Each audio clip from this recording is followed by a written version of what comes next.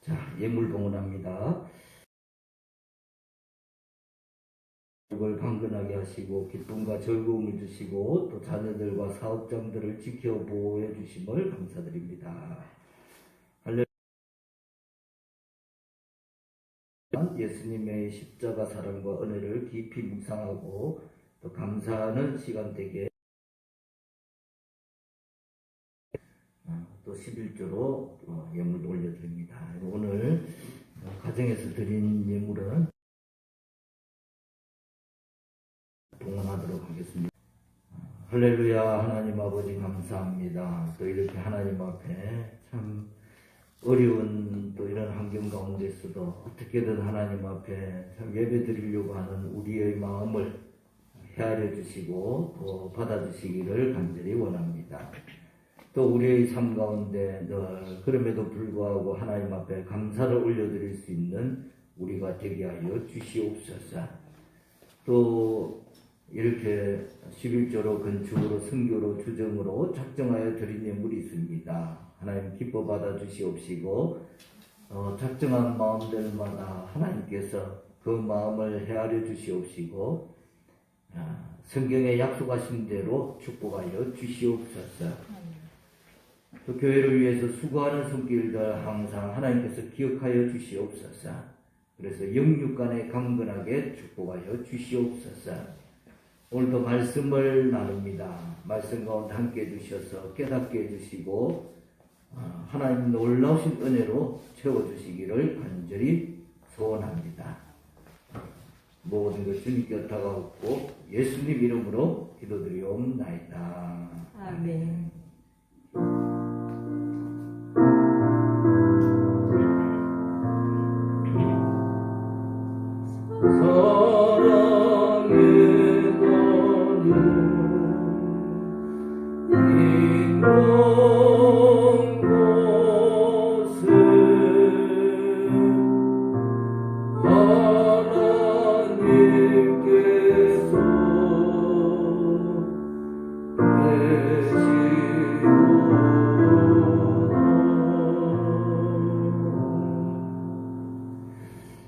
성경 말씀 봅니다. 말씀은 레위기 말씀입니다. 1장 1절에서 9절 말씀.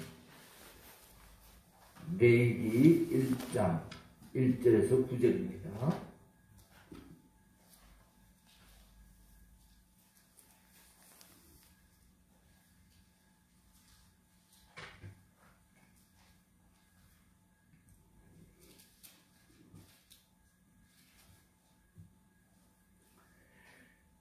레위기 1장 1절에서 9절 같이 한번 봉독합니다. 여호와께서 해막에서 모세를 부르시고 그에게 말씀하여 이르시되 이스라엘 자손에게 말하여 이르라. 너희 중에 누구든지 여호와께 예물을 드리려거든 가축 중에서 소나 양으로 예물을 드릴지니라. 그 예물이 소의 번제이면 흠없는 수컷으로 해막문에서 여호와 앞에 기쁘게 받으시도록 드릴지니라. 그는 번제물의 머리에 안수할지니 그를 위하여 기쁘게 받으심이 되어 그를 위하여 속죄가 될 것이라. 그는 여호와 앞에서 그 수송아지를 잡을 것이요 아론의 자손 제사장들은 그 피를 가져다가 해막문 앞 제단 사방에 뿌릴 것이며 그는 또 그 번제물의 가죽을 벗기고 각을 뗄 것이요 제사장 아론의 자손들은 제단 위에 불을 붙이고 불 위에 나무를 벌려놓고 아론의 자손 제사장들은 그 뜬 각과 머리와 기름을 제단 위에 불 위에 있는 나무에 벌려놓을 것이며 그 내장과 정강이를 물로 씻을 것이요 제사장은 그 전부를 제단 위에서 불살라 번제를 드릴지니 이는 화제라 여호와께 향기로운 냄새니라. 아멘.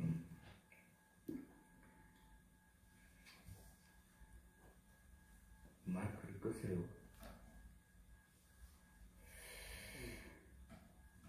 전에 제가 지인 아들이 먼저 가서 그 아들을 또 그분이 또 불신자라 가지고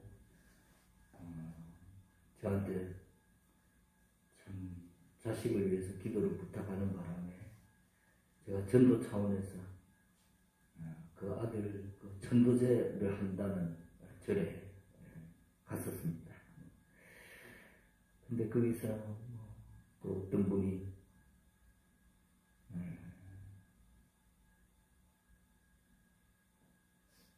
자기 자식 자랑을 하는데 자기들이 불공을 많이 들여서 자녀가 이번에 그 어려운 의대에 편입했다고 사람들한테 자랑을 하는 거예요.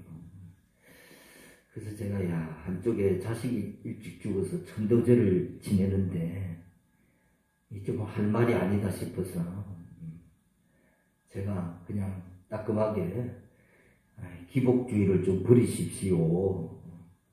모든 종교가 그 기복주의 때문에 망하고 타락하는 것입니다. 저는 사람 앞에서 웬만하면 그렇게 대놓고 얘기를 잘 안 하는데 분위기가 좀 설렁해졌지만 잘 얘기했다는 생각이 들었어요. 이후에 이것 때문에 그분은 아니지만 다른 사람에게 한 가지 질문을 받았습니다. 종교의 기복주의를 빼면은 남는 게 뭐가 있습니까? 하는 질문이었어요. 그 질문을 한 분은 기독교인입니다. 그래서 제가 좀 충격적이었는데요. 물론 종교가 본질에서 벗어나서 기복주의로 얼마나 타락했나를 말하려고 하는 그런 의도에서 종교에서 기복주의 빼면 남는 게 뭐가 있습니까? 하는 그런 질문이라고 이해도 해볼 수 있지만 한편으로는 그가 신자로서 너무나 기독교를 모르고 있구나 하는 그런 생각이 들었어요. 여러분, 기복주의 빼고 기독교에 남는 게 아무것도 없을까요?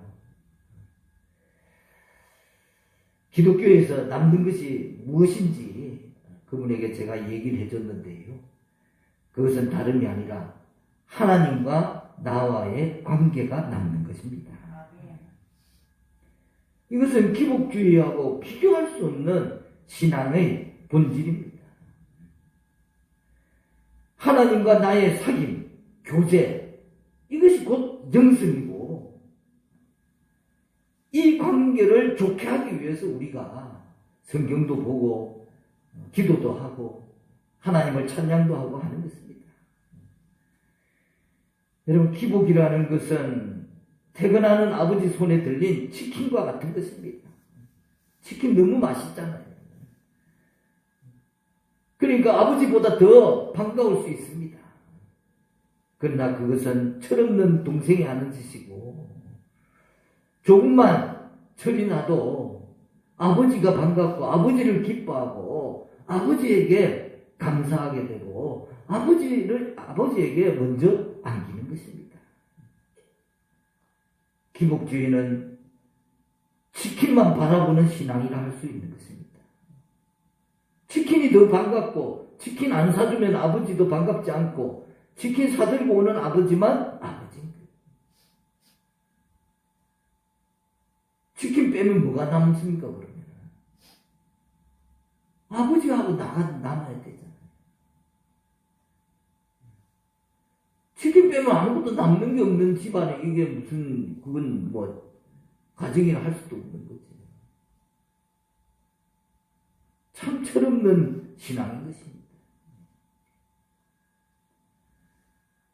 이제는 아버지의 손에 들린 선물을 보는 신앙보다 아버지의 마음을 알고 헤아릴 수 있는 그런 신앙이 되어야 할 줄로 믿습니다. 우리는 예배를 통해서 하나님을 만나고 또 예배를 통해서 그 만남의 기쁨을 누리게 됩니다. 그래서 항상 예배를 인도하는 저로서는 이게 항상 고민이고 숙제고 또 언제나 부족함을 느끼게 되는 부분입니다. 죄와 사망의 권세 아래 눌려있는 인생이 오늘 예배를 통해서 정말 이 예배 한 번을 통해서 그리스도의 생수를 마시고 영적인 생기를 회복하고 기쁨이 넘치는 모습으로 세상으로 다시 나아갈 수 있는 용기를 얻는 그런 예배 되기를 늘 소원하는데요. 우리가 찬송가 524장에 보면은 그 후렴구에 죄악 벗은 우리 영혼이 기뻐 뛰며 주를 보겠네. 하늘에 계신 주 예수를 영원히 섬기리. 참, 예배가 이런 감격이 있어야 되잖아요. 다 죽어가던 영혼이 하나님 앞에 예배를 드리고 나면은 그 몸과 마음이 소생해가지고 새로운 각오를 하고 결단을 하고 변화를 받고 그런 참 은혜가 늘 있기를 항상 바라면서 예배를 인도하는데요. 참 우리의 예배가 늘 그런 예배가 되기를 간절히 바랍니다. 오늘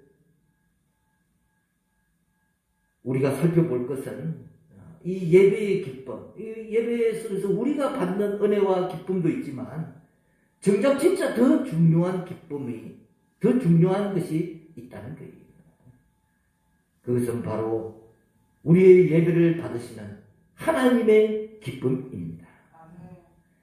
우리가 드린 예배를 통해서 정작 하나님이 정말 기뻐 받으시느냐 받지 않느냐. 나는 막 즐겁고 좋고 막 신이 나고 음악을 찬양을 하면서 기분이 좋은데 정작 그걸 받으시는 하나님은 별로 기뻐하지 않으시다.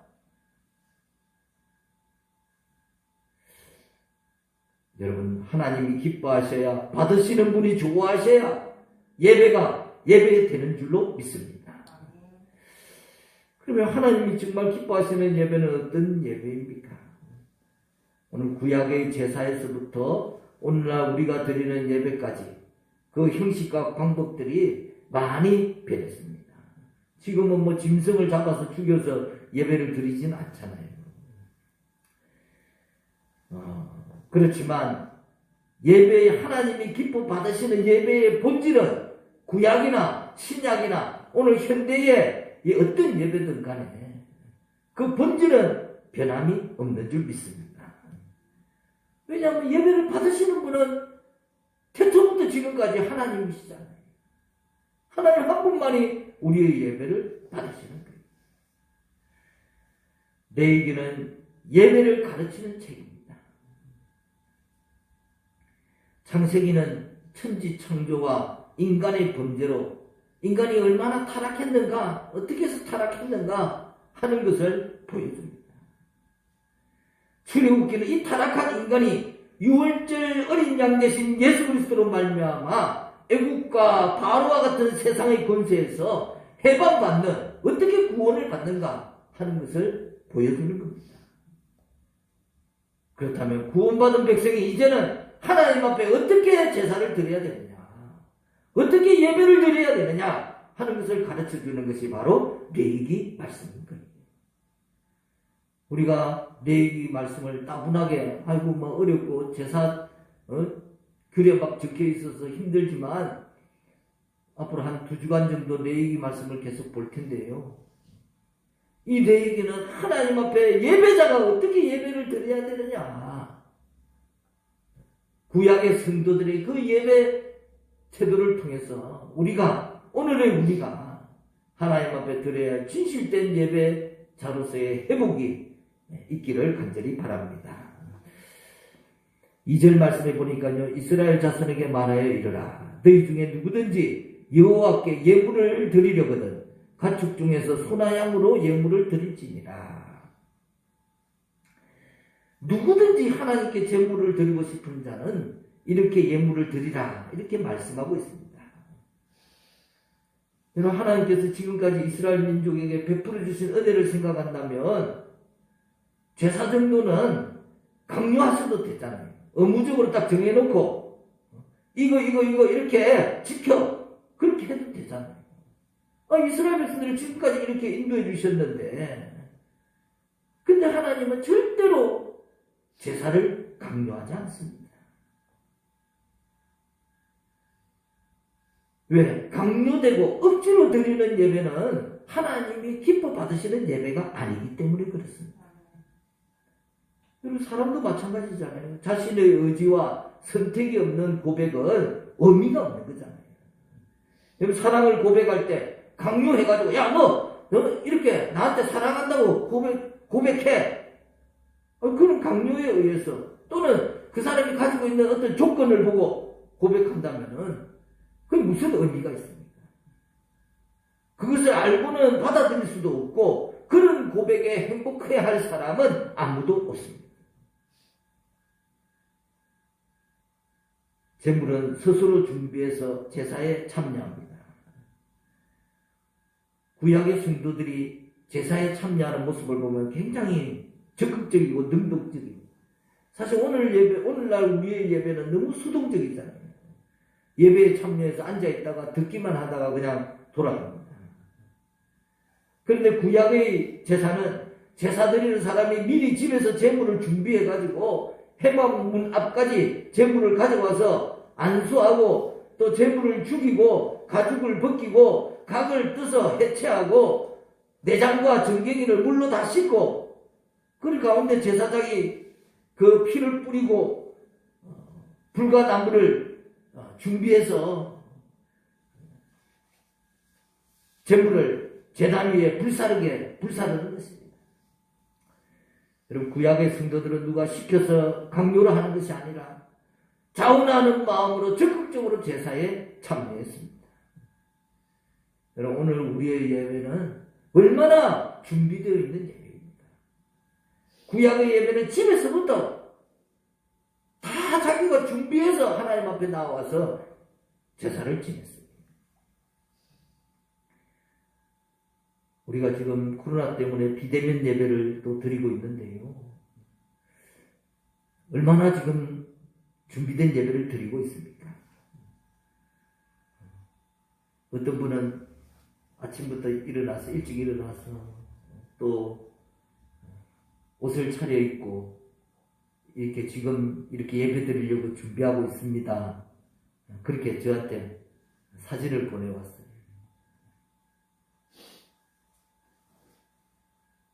지금 아무렇게나 그냥 TV 켜듯이 켜놓고 딴 거 하면서 예배 드리는 분은 아무도 없으리라 믿습니다. 이사야 1장 11절에 너희의 무수한 재물이 내게 무엇이 유익하뇨? 나는 순양의 번제와 살진 짐승의 기름에 배불렀고 나는 수송아지나 어린 양이나 순염소의 피를 기뻐하지 아니하노라. 위선된 제사에 정말 진저리를 치시는 그런 하나님의 모습을 이 말씀에서 보는 듯 합니다. 진정한 회개와 고백이 있는 예배, 그것을 하나님이 기뻐 받으시는 것이죠. 진정한 회개와 고백이 없다면은 구약의 그 수많은 짐승을 피비린내 나는 그 제사와 내가 살진 짐승의 기름에 배불렀다 하는 그런 하나님의 참 고백이 오늘 우리에게 또 들리는 그런 참 모습이 아닌가. 4절 말씀에 보면요. 그는 번제물의 머리에 안수할지니 그를 위하여 기쁘게 받으심이 되어 그를 위하여 속죄가 될 것이라. 이제 이 안수한다는 것은 죄를 전가하는 행위입니다. 그래서 두 손을 짐승의 두 볼 사이에 얹고 힘껏 죄를 고백하며 자신의 죄를 전가합니다. 그래서 하나님의 그 지성소를 바라보면서 고백하는 것이죠. 그래서 내가 지은 죄를 그대로 고백하는 거예요. 그래서 사실은 사람들이 다 주변에 듣고 있는데 부끄럽죠. 그러나 부끄러움에도 불구하고 지성소를 바라보면서 하나님을 바라보면서 개의치 않고 하나님만 바라보고 진실되게 고백하는 것입니다. 그 순간에 짐승과 내가 동일시 되는 것이죠. 내가 죽어야 되는데 짐승이 내 죄를 지고 내가 되어서 나 대신 죽는 것입니다. 그래서 제물을 가지고 와서 안수하는 것은 십자가 앞에 나와서 죄를 고백하는 것과 같습니다. 내 죄를 자백할 때 주는 미쁘고 의로우사 우리의 모든 죄를 다 용서하시고 기억도 하지 않으신다고 했습니다.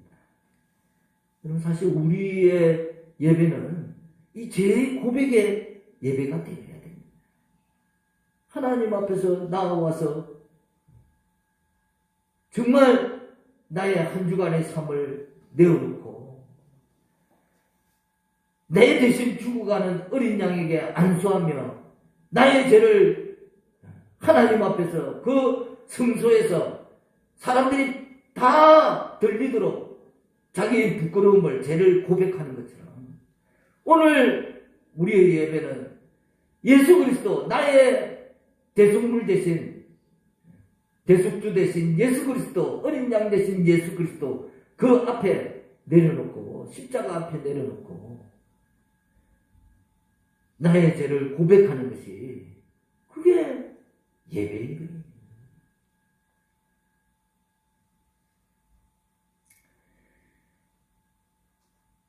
다윗이 전국적으로 인구조사를 해가지고 국력을 알아보고는 하나님 앞에 교만해가지고, 그러니까 하나님께서 그걸 벌써 알고 징계를 하셨어요. 온 나라에 온역이 임했습니다. 그러니까 다윗이 또 빨리 깨닫잖아요. 그래서 하나님 앞에 내가 회개해야 되겠구나.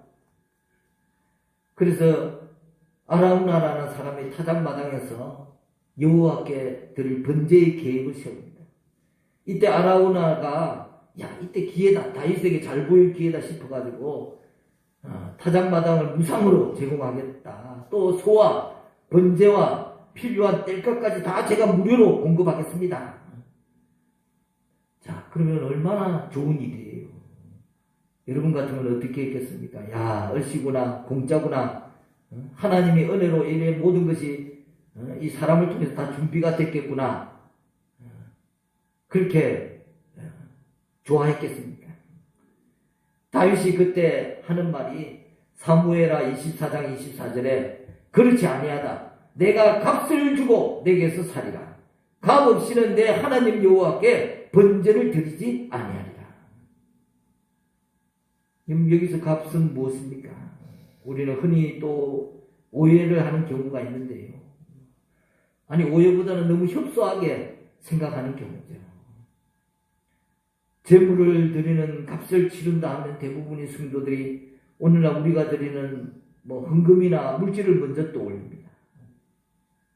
물론 그러한 의미가 없는 것은 아니지만, 오늘 다윗이 값을 치르겠다는 것은 그 제사가 가르치는 제물, 희생의 값, 희생의 값이 있어야 된다는 거예요.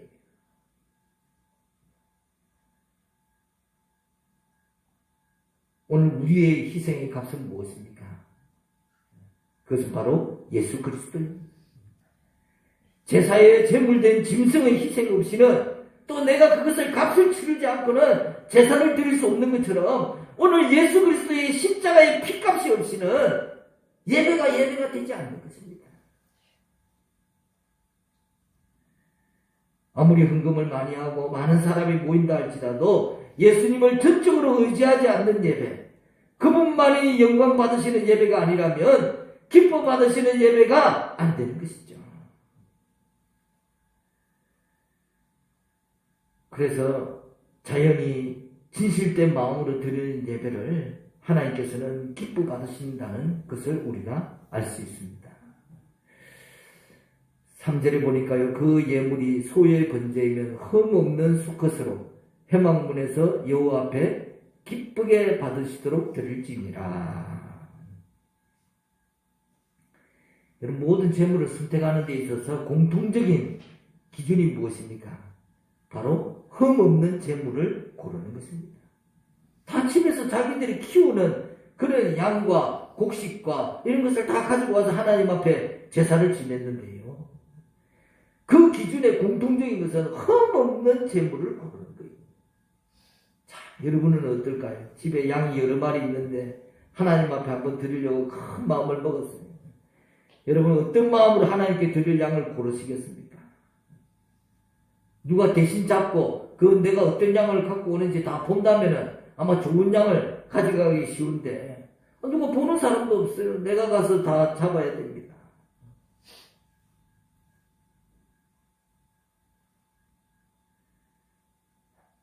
내가 잡는데 야 누가 아냐? 저 힘도 없고 비리비리한 놈으로 골라서 가야겠다. 여러분 누가 보십니까? 하나님이 보시잖아요. 하나님께 드리는 건데 야, 최고로 좋은 것으로 드려야지. 제일 좋은 양을 고르시겠습니까? 여러분 흠 없는 양을 드린다는 것은 양이 흠이 있고 없고의 문제가 아니라 내 마음의 문제인 것입니다. 흠 없는 마음을 드리는 것입니다. 하나님의 관심은 재물에 있는 것이 아니라 여러분과 저의 마음에 있는 것입니다. 그 재물을 고르는 나의 마음에 관심이 있는 것입니다. 사람이 경제력에 따라서 예물의 차이가 날 수가 밖에 없죠.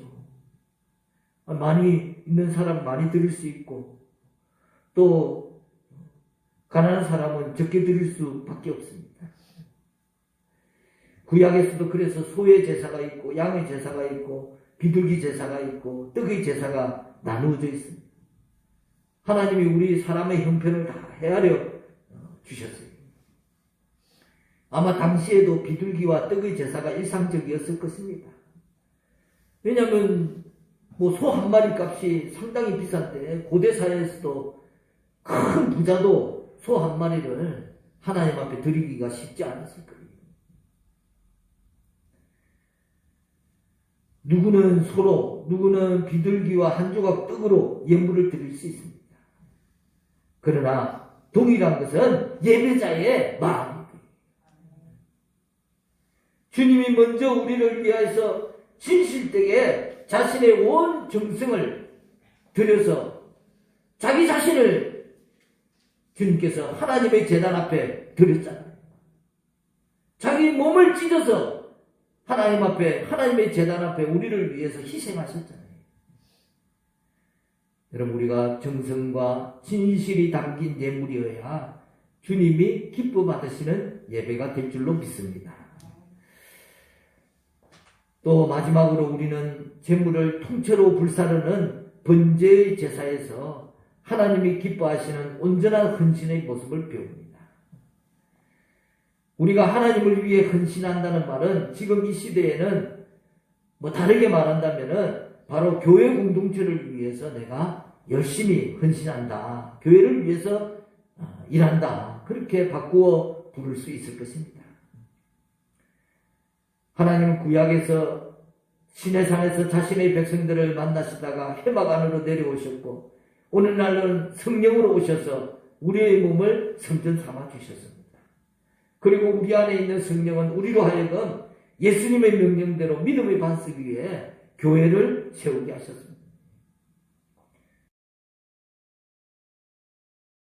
하는 것은 오늘날 다르게 표현하면 교회를 위해서 내가 어떻게 헌신할 건가? 내 믿음의 반석 위에 교회를 세우겠다고 예수님께서 말씀하셨잖아요. 주님은 이 땅에 세우신 주님의 몸인 교회 공동체를 위해서 이 시대에 사역하고 있는 줄 믿습니다. 그래서 어떤 분은 하나님 일을 한다 하면서 교회에 하나님 일을 한다고 하는 분들이 있어요.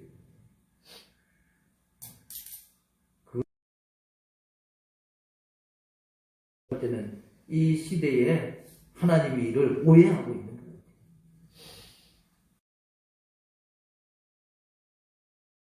그래서 하나님 나라를 위한다, 하나님 일을 한다 하는 것은 우선적으로는 교회라는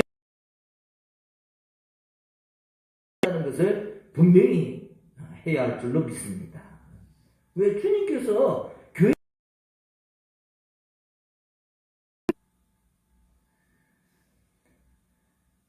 하나님 나라를 향한 교회를 향한 번제의 수준인가? 이 번제의 제사, 번제가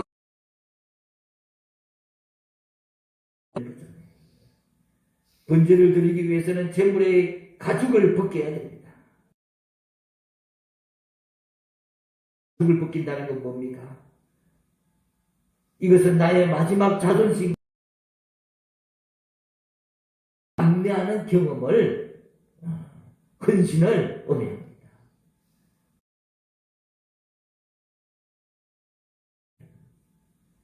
완전히 발가벗겨졌습니다. 온갖 조롱과 먼저 번제의 제물이 되셨어요. 우리를 위해서 헌신한, 각을 들고 머리를 비틀고 날개를 찢고 다 찢겨나가는 것입니다. 번제의 제물이 되어주셨어요.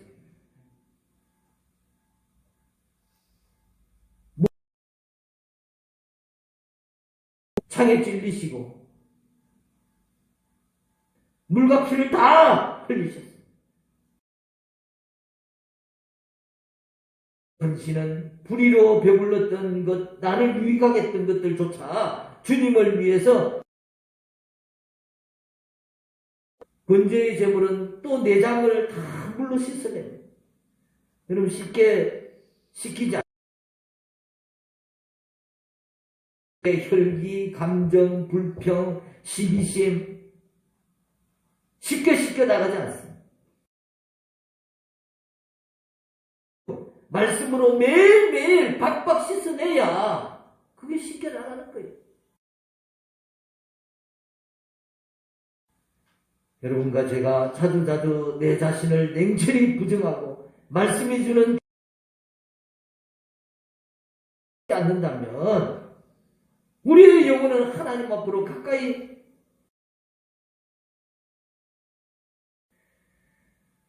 내 자신을 살펴보지 않는 사람은 창문이 없는. 여러분 우리 자신에게 한번 물어보십시오. 지금 나의 예배는 번제의 수준으로 우리를 위해서 희생제물, 대속제물이 되기 위해서 번제의 수준으로 자기 자신을 십자가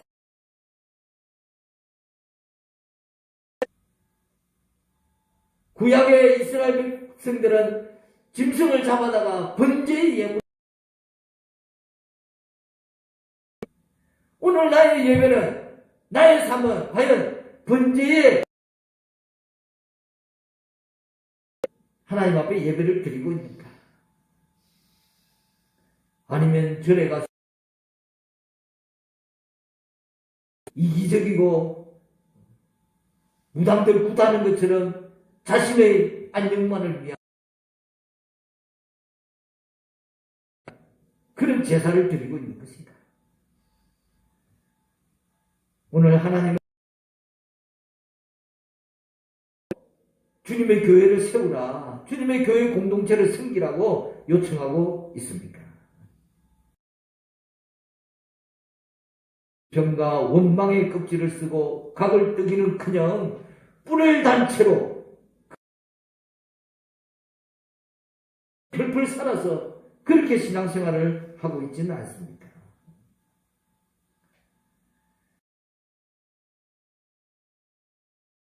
아버지라고 부르는 성도는 교회를 어머니라고 부를 수 있다고 했습니다. 어머니의 품속에서 누리는 그런 평안을 맛볼 수 있기 때문에 하나님을 아버지, 교회를 어머니라고 표현한 것 같습니다. 번제물이 되어 주셨습니다. 이제 우리도 나를 위한 번제, 우리가 드리는, 하나님 앞에 드리는 이 예배를 그런 참 마음이 여러분과 저에게 되기를 간절히 소원합니다. 기도하겠습니다.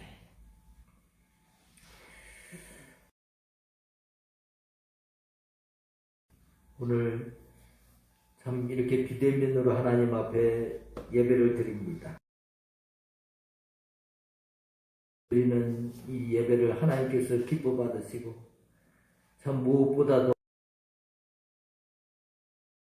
하나님이 받으시는 그런 흠없는 마음으로 하나님 앞에 인도하여 주시옵소서. 늘 신령으로 진정으로 하나님 앞에 서 있을 수 있도록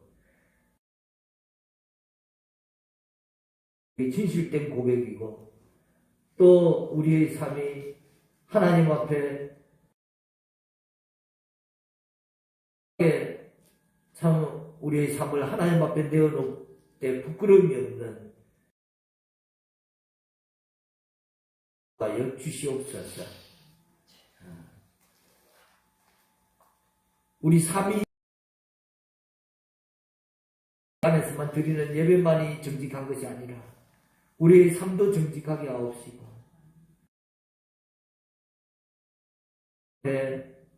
하나님 기뻐 받으실 만한 그런 우리 삶의 제사가 되도록 예수님 이름으로 기도드리옵나이다. 아멘.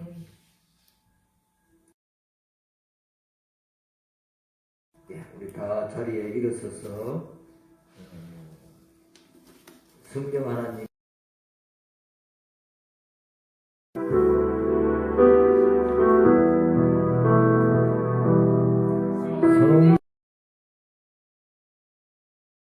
나를 만지소 상하고 깨우쳐 상하고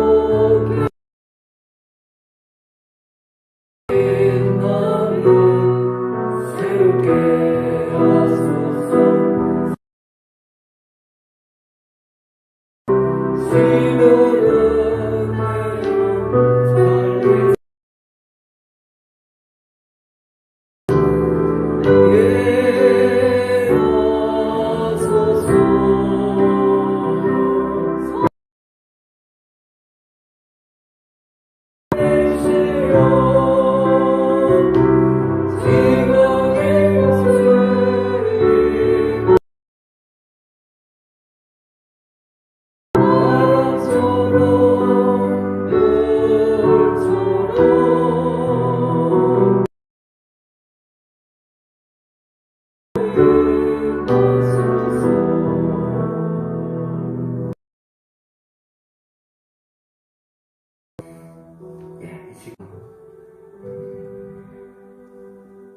성령 하나님께서 우리 가운데 충만히 임하시기를 간절히 소원하는 마음으로 두 손을 들고 기도를 받으시기 바랍니다. 할렐루야. 성령 하나님, 오늘 각자의 처소에서 성령의 임재를 사모하는 마음으로 또 이 시간 기도를 드립니다. 마가의 다락방에 임하셨던 성령 하나님, 오늘 하나님 앞에 사모하는 심령, 성령을 사모하는 심령을 기뻐 받으시고 각자의 처소에서 놀라우신 성령 하나님 임재하여 주시옵소서. 성령님 더 충만히 임하여 주시옵소서. 더 충만히 임하여 주시옵소서.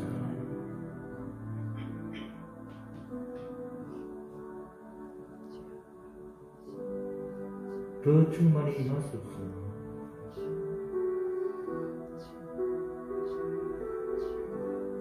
더 충만히 임하소서.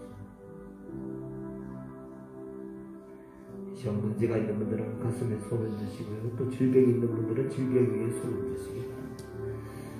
할렐루야. 하나님 아버지 감사합니다. 이 시간 믿음으로 손을 얹어 싸우니 치유의 영을 베푸셔서 손을 얹은 곳마다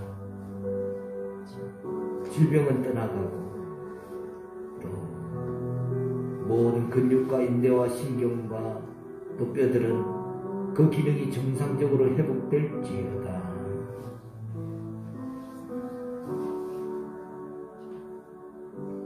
더 치료해 주십시오.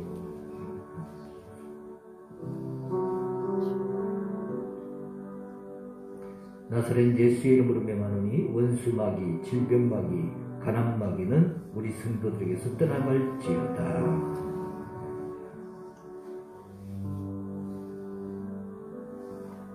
예수님 이름으로 기도드리옵나이다. 아멘.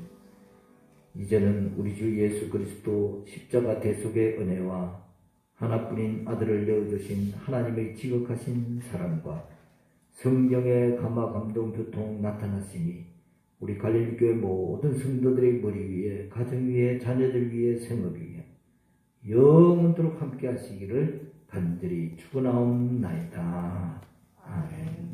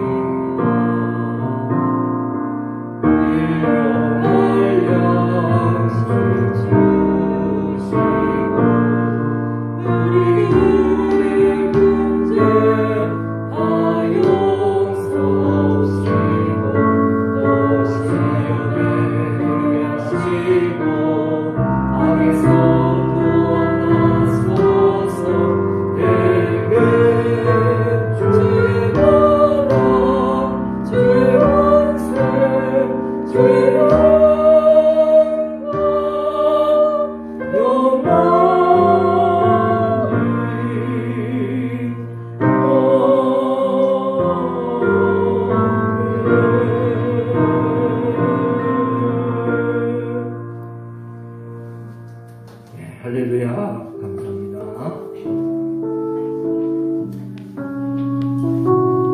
코로나 조심하시고 또 다음 주에 건강한 모습으로 뵙도록 하겠습니다.